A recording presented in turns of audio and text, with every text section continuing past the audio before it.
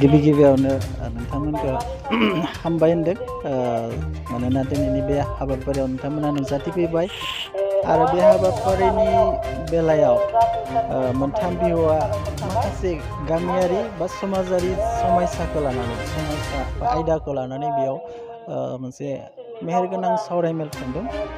बेहाय बे सावरायमेलनि थांखियानो जाहैबाय जाहाथे बे ओनसोलाव थानाय मानसिफोरा जाहाथे बेफोर गासै समाजनि जेंनानिफ्राय जाहाथे बारग'नो हायो बेनि बागै बे मिटिंखौ लानाय जादों। जों नुदों जों खोनादोंमोन गुबुन गुबुन जायगाफोराव जोङो खोनादोंमोन, नाथाय दिनै जोंनि बे बर'लेण्डआवबो बेहायखि जोंनि बर' फरायसाफोरनि बेलायाव आं गुबुनखौ बुंनो थाङाखै, नाथाय जोंनि बर' फरायसाफोर जायफोरा दिनै ड्राग्सनि सायाव जिथु मोजां मोननाय ना बेयो बांसिननिफ्राय बांसिन जादों।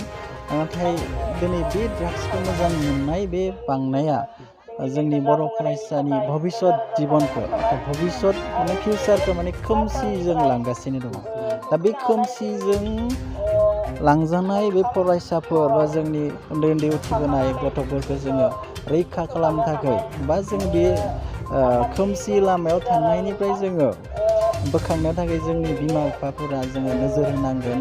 खारन बे ड्राग्सआ जाहैबाय मानसिखौ धंस' खालामो आरो बे धंस' खालामनायनिफ्राय जोङो गावनि फिसाजो फिसाला बा जोंनि फरायफुनाय गथ'फोरखौ जोङो बासायनांगौआ जोंनि दायित्व'। आरो बे दायित्वखौ बिमा हिसाबै बिफा हिसाबै बा जोङो गार्जेन हिसाबै बा गामिनि गोरों हिसाबै बा गामियाव थानाय मानसि हिसाबै जोङो बिथांमोनखौ जोङो काउन्सिलिं होनांगोन, फोरोंनांगोन जे ड्राग्सआ मोनसे मानसिखौ बुथारग्रा ना मोनसे जिनिस। जुदिअ बेयो दिनै थैया, खिन्थु बिनि देहायाव जेब्ला ड्राग्सआ बांसिन जागोन अनेक जानानै बियो लास्टाव बियोखौ थैनायखौ लाबोयो। भबिष्यआ बेयाव माने बेहा आरोबाव गुबुन थाहैया, जायनि थाखाय बियो ड्राग्स लाखांनायनि उनाव माने भबिष्यआव जेबो न'खर दानो हानाय बा गामि फोसाबनाय बा गामिखौ दैदेननो थाखाय बा हारिखौ दैदेननो थाखाय बिनियाव आरो जेबो थाहैया। दा बिदिब्ला जोंनि हारि हिसाबै जोङो भबिष्यतखौ खोमसि नुहुरो। खारन ओरैबायदि मोनसे नुहुरदों जे मोनसे जेनेरेसन गेप जानो थांगासिनो आरो बे गेपखौ जोङो होबथानांगोन। आरो बे होबथानायनि थाखायनो जोङो बिमा बिफा हिसाबै आरो गामियाव गोरों गोरों मानसिफोर थायो, थ' बिथांमोना मा खालामनांगोन जे काउन्सिलिं होनांगोन। हयथ' ग्रुप काउन्सिलिं नङाब्लाबो इन्डिभिजुवेल काउन्सिलिं होनांगोन, जे जायफोरा बेफोराव जास्ट टेस्ट खालामजेनदों, जास्ट माने ड्रागखौ जास्ट माने हमजेनदों, थ' बिथांमोनखौ जोङो इनफरमेसन मोनोब्ला जोङो मा खालामनांगोन इन्डिभिजुवेलिबाबो जोङो काउन्सिलिं खालामनांगोन। लोगोसे आरो मालाबा जायगा जायगा जोङो ग्रुप काउन्सिलिं खालामनांगोन। थ' एवारनेसआथ' थागोनानोसै, खिन्थु जोङो काउन्सिलिंखौ जोंनि थाखाय बेस्ट आरोना। काउन्सिलिं गैयाब्ला हयथ' दानि फैबाय थानाय जेनेरेसना गेप जागोन आरो। दा बेखायनो जों बेखौ नोजोर होनानै दिनै मोनसे एवारनेस लादों आरो बे एवारनेसनि गेजेरजों जोङो बिमाफोरखौ जोङो फोरोंदों जाहाथे बिमा बिफाफोरा बेफोरबायदिखौ जेब्ला खबर मोनगोन, सोरबा गामिनि मास्टर, सोरबा गामिनि गावबुरा, सोरबा गोरोंफोरनो जाहाथे सेक्रेटलिबाबो इनफरमेसनखौ होनानै गावनि फिसाजो फिसालाखौ जाहाथे काउन्सिलिं होयो। खारन काउन्सिलिंनि बादै जेबो राहा गैया। काउन्सिलिंआनो बेनिफ्राय गोजानाव थाहोनाय आरो। जों जोबथानायाव बोलोजों बा पुलिस पावारजों बे मोनसे लामा, खिन्थु बेस्ट काउन्सिलिंआनो जाहैबाय बेस्ट लामायानो जाहैबाय काउन्सिलिं, हयथ' इन्डिभिजुवेल नङाब्ला ग्रुप काउन्सिलिं। दा बेनिखायनो जोङो एवारनेस होदों जाहाथे जोंनि बिमा बिफाफोरा बेफोरनिफ्राय बारग'होनो थाखाय अकल गावनि फिसाजो फिसाला नङा, गामियाव थानाय सेंग्राफोर जायफोरा माने सिमां बायदि माने ड्राग्सनि सायाव खोनादों, टेस्ट खालामनो थाखाय थांगासिनो दं, थ' बिसोरखौ जाहाथे जोङो होबथानो हायो। दा बे होबथानायनि लामायानो जाहैबाय काउन्सिलिं आरो। दिनैथ' नै मोनथाम पिअ'जों लोगो नांनानै बे हासारा जाबाय मोनसे प्रग्राम लादों। दा गासैबो सेक्रेटारि बा आफादगिरि नेताफोरनो गोबां सापर्ट होबाय। सारा दिनै फैनानै हासारागावआव फैनानै बे गामिनि रायजोफोरनो माबायदि होनलांनो नोंथाङा सानो? आं बेयाव फैनानै बे गामिनि बा बे एरियानि समस्याखौ आं बुजिनो हाबाय आरो मिथिबाय। थ' दाबो जोंहा सम दङ, बे समस्याखौ जों समाधान खालामनो हागोन जुदिहे जोंनि गामिनि मानसिफोरा, बिमा बिफा बा गामिनि गोरों गोरा गासैबो जुदि ड्राग्सनि सायाव जोंनि फैबाय थानाय गथ'फोरखौ जोङो एवारनेस होनांगोन, काउन्सिलिं होनांगोन आरो काउन्सिलिंनि गेजेरजों जोङो बिथांमोनखौ बै जेरावनोखि जायफ्रा दाबो आगान होथ'वाखै जों बिथांमोनखौ होबथानो हागोन आरो लोगोसे जायफ्रा आगान होखाबाय जों बिथांमोनखौबो जोङो सोलायहोनो हागोन। बिथांमोनखौ जोङो इन्डिभिजुवेलि लोगो हमनानै बा ग्रुप हिसाबै लोगो हमनानैबो जोङो गामि हिसाबै जोङो बिथांमोनखौबो जोङो लाबोफिननो हागोन, मोजां स्टेजाव लाबोफिननो हागोन। माने दाबो सम दङ आरो दाबो सम। बे जोबोद बाख्नायथाव।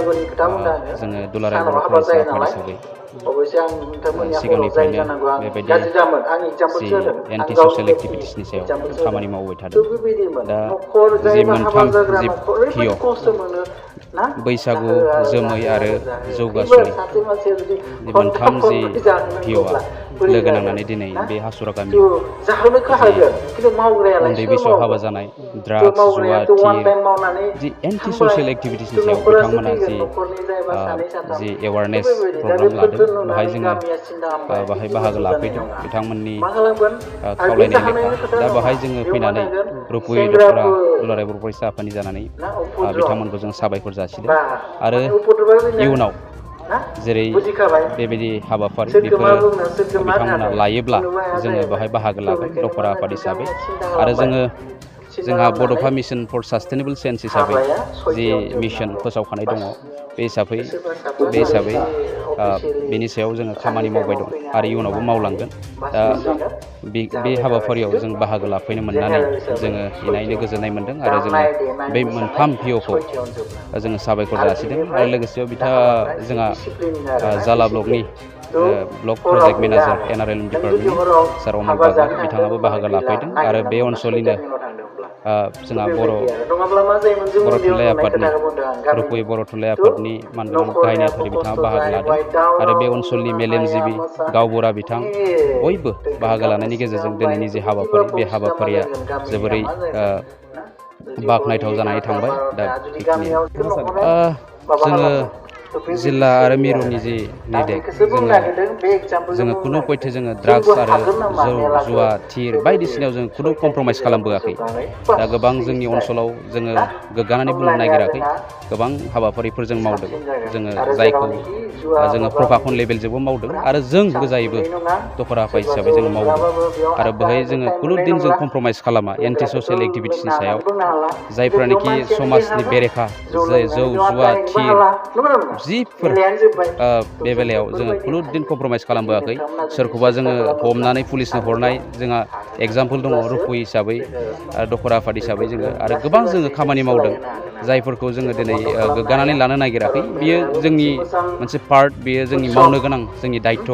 जों माहारि आफाद हिसाबै बेखौ जोङो इयुनावबो जों मावलांगोन आरो बिथांमोनखौ जोङो जौ जुवा थिर जिफोर ड्राग्स बेनिफ्राय जोङो गोजानाव थानो थाखाय जोङो खावलायो जोंनि फरायसाफोरखौ, जोंनि इयुन जोलैखौ, जाहाथे जोंनि गेजेराव मोनसे मोजां थासारि, मोजां परिबेक, मोजां परिबेकफोरा फैयो। आरो बेखौ लानानै जोङो एवारनेस प्रग्राम आरो बायदिसिना प्रग्रामखौ जोङो इयुनाव लालांबाय थागोन आरो जों बिदिनो मावलांबाय थागोन। जाय गथ'फ्रा मोजां फरायो, मोजां खालामो बा हारिखौ मोजां खालामनो थाखायनो मोजां फार्स्ट डिभिजन मोजां लाना फैयो, बैबायदि गथ'फोरखौ बेफोरनि गार्जेनफोरखौ दुलाराय बर' फरायसा आफादनिफ्राय माबायदि सामलायनांगौ, माबायदि डिसिसन खालामनांगौ, बेनि सायाव मा बुंनो सानो?